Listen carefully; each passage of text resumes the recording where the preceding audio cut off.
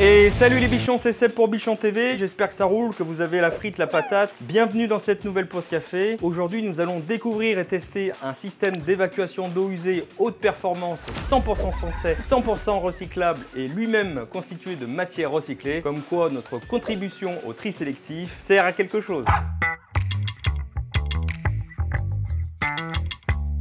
Cette nouveauté nous est proposée par Nicole, qui est donc un fabricant français spécialiste dans les systèmes d'évacuation et la gestion de l'eau en matière de synthèse. Elle fait ça depuis plus de 60 ans maintenant, en revendiquant haut et fort son appartenance à l'Hexagone, qui fait du fabriqué en France une priorité. Et ça a toute son importance, qu'on peut être une entreprise française, mais avoir délocalisé sa production. Pour ça, elle a donc 5 usines et plus de 1300 collaborateurs qui sont répartis dans toute la France. Et moi, rien que d'entendre ça, ça me fait plaisir. Impossible de passer dans un rayon de revendeurs, de magasins professionnels et de magasins de bricolage sans avoir aperçu l'un de leurs produits innovants, comme le caniveau de douche complètement invisible appelé Connecto. Vous avez peut-être dû sûrement poser ou apercevoir les siphons de lavabo appelés EasyFon en bimatière avec les joints qui sont directement intégrés. Aujourd'hui on en voit de partout, mais c'est les premiers à en avoir sorti. Vous avez dû sûrement poser les systèmes d'évacuation Nicole en standard et aujourd'hui avec cette nouvelle gamme HomeTech. Vous connaissez, vous avez peut-être également posé les bondes de douche appelées TurboFlush, donc extra plates, qui présentent un clapet magnétique qui va empêcher les mauvaises odeurs de remonter, qui sera sans entretien et bien plus efficace que des simples clapets à ressort. Vous connaissez sûrement les bâtis supports de WC suspendus appelés Happy Support, ou vous avez encore posé les gouttières appelées Vodalis. Cette entreprise innovante a vu sa première invention par son créateur en 1956. C'est à cette époque que les plombiers façonnaient directement leur raccord sur place pour leur réseau d'évacuation, avec toutes les contraintes que ça implique. Et Jean-Olivier de Métier a eu l'idée carrément géniale de se dire, vraiment, si on avait des raccords préfabriqués, on gagnerait un temps de malade et on se ferait carrément moins chier. Je pense pas qu'il l'ait dit comme ça, mais c'est dans l'esprit. Et c'est là qu'il invente son premier raccord préfabriqué. Il s'est dit, bon, maintenant je vais faire une société et il faut que je trouve un petit prénom, un petit nom. Et vu que c'était un papa attentionné, qu'il était fusionnel, il a regardé sa fille et il s'est dit, je vais fusionner le prénom de ma fille avec le mien. Donc sa fille s'appelait Nicole, lui avec Olivier avec ses 2 L, ça a donné Nicole Nico 2 L. Voilà, vous savez toute l'histoire. Et en 78, son esprit bouillonnant d'imagination conçoit le Joker. Alors, c'est pas le méchant dans Batman, ni même le jeu de cartes. C'est le premier tube multicouche avec une barrière en aluminium. Mais bon, là, les gars, ils étaient pas prêts. Ils lui ont dit, oh, quoi, le Joker? Attends, Olivier, tu détends parce que déjà que tu nous as déboussolé avec tes raccords préfabriqués, mais là t'es trop dans le futur. Bon, tout ça n'a pas empêché l'entreprise de continuer à innover avec un produit qui pour le coup, lui, est bien dans l'air du temps malheureusement. On a tous conscience que nos déchets sont un véritable problème pour la planète et donc pour notre survie à tous. Et pour ça, Nicole emboîte donc le pas, si je puis dire, avec un produit 100% recyclable RE 2020 qui contient 20% de matière recyclée issue de l'économie circulaire. Donc l'économie circulaire, c'est-à-dire que c'est pas eux qui reprennent leurs résidus et qui les remettent dedans, donc leurs déchets d'usine, ils le font déjà, c'est pas les seuls à le faire,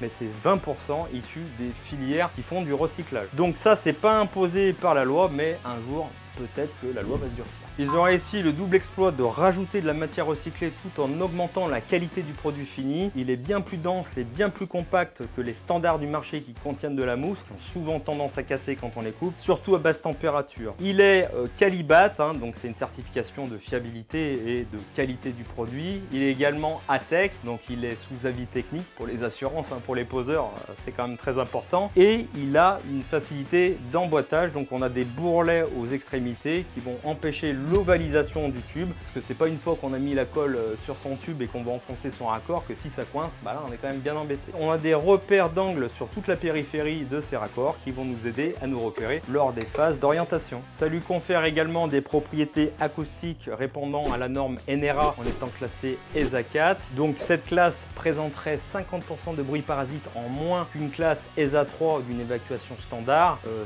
Cette différence, je pense pas que dans une maison de plein pied on l'entende. Par contre, si on habite dans un immeuble ou dans une maison à étage, c'est vrai que se faire réveiller par une chasse d'eau en pleine nuit, c'est pas très agréable. Et pour tous les bâtiments, les logements qui doivent répondre à cette norme NRA, eh bien là on n'aura pas besoin de rajouter un isolant acoustique supplémentaire. Par contre, certains établissements comme les hôpitaux ou les hôtels, il faudra être ESA 5 et là il faudra rajouter un isolant acoustique. Sa formulation lui confère des propriétés retardateurs de feu conformes à la norme NFME et ça c'est obligatoire pour tous les établissements qui reçoivent du public. Sous l'effet de la chaleur, il va s'expanser jusqu'à 800%, ce qui va donc le faire gonfler et obstruer le passage pour éviter toute propagation, en tout cas le retarder d'un étage à l'autre ou d'une pièce à l'autre. Ils ont même été jusqu'à designer la gamme pour lui donner quand même un look beaucoup plus sympa que le gris traditionnel des PVC, avec un gris anthracite, des liserés, des parties mates, des parties brillantes. Alors même si c'est vrai que ça reste un tuyau d'évacuation, c'est quand même beaucoup plus joli en apparent que des tuyaux gris que la plupart du temps on va essayer de camoufler avec une peinture. Donc pour ceux qui ont l'habitude de travailler le PVC, ça va pas vous changer, c'est toujours décapant, colle. Vous allez retrouver les diamètres les plus couramment utilisés, 32, 40, 50, 100, avec les coudes, les Y, les manchons de dilatation, les trappes de visite, etc.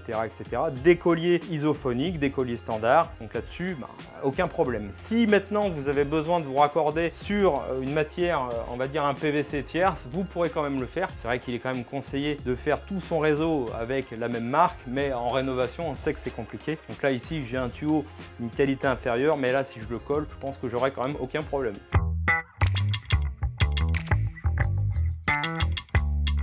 On va tester donc le tuyau de HomeTech et un tuyau standard avec de la mousse à l'intérieur. Je les ai mis dans le congèle. Je pense que j'ai peut-être un petit peu abusé parce qu'on est hors condition. Je vais prendre ma caméra thermique, je vais vérifier à combien on est et après on va faire des tests de coupe et des tests de résistance. Oh là là, ça a l'air tout froid ça.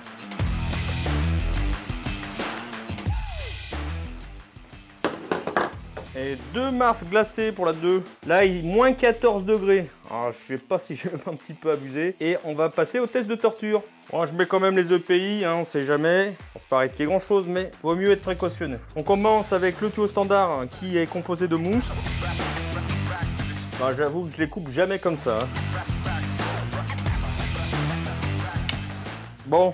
Alors ça a coupé, mais j'ai un petit bout qui a cassé. Allez, je recommence une deuxième fois. Je coupe avec mon coupe-tube qui va jusqu'au diamètre 63. Je t'avoue que d'habitude je coupe jamais avec ça, mais là c'est vraiment un test pour voir, parce que je sais que vous êtes pas mal. Bon, peut-être pas utiliser celle-là et couper directement. Résultat sans appel, j'ai cassé le tuyau. On voit très clairement qu'il a cassé, il a même fendu dessous là. Bon, autour du tuyau HomeTech.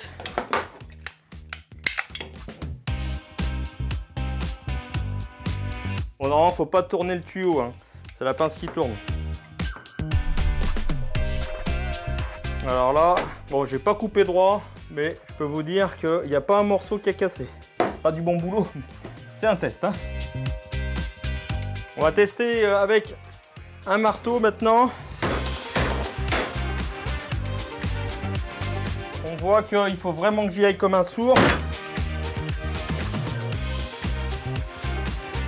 J'ai pris le diamètre 100, je voulais voir un petit peu comment ça réagissait pour la coupe. Alors j'avais déjà fait une coupe, mais j'avais une scie qui coupait pas très bien, donc je vais recommencer avec celle-ci. Voilà, je voulais voir si ça faisait des bourrelets. Comme ceci, monsieur, ça vous ira?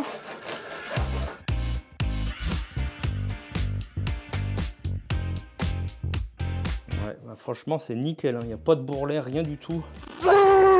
C'est du costaud. Mon avis sur cette nouvelle gamme de systèmes d'évacuation HomeTech, eh bien on voit vraiment la différence, c'est vraiment qualitatif. Déjà que les standards de chez Nicole étaient bien qualitatifs, mais là on sent qu'on a vraiment un cran au-dessus. On a une densité de matière, donc on a vraiment quelque chose de robuste. Quand on va assembler ces tuyaux, on a ces bourrelets anti-ovalisation et franchement il n'y a rien de plus pénible que de s'emmerder à emboîter ces tubes. En plus on vient de coller, etc. Sans compter le risque de fuite. Ces traits de repère d'angle qui vont nous aider lors des emboîtages pour les orientations. Si vous avez des apprentis en plus, normalement ils sont censés quand même faire moins de conneries. On a un confort acoustique non négligeable. Ils ont agi sur tous les paramètres. C'est un tuyau qui est quand même plus joli, qui est plutôt joli, beaucoup plus joli que le PVC standard. Bon, c'est vrai que ça reste un tuyau d'évacuation. Il ne faut pas non plus partir dans un délire et faire un sapin de Noël. Mais je le mettrai quand même pas dans mon salon. Ma femme qui d'habitude quand elle rentre dans la pause café et que moi j'ai les yeux écarquillés en train de regarder un outil, je lui dis « Oh, t'as vu le truc ?»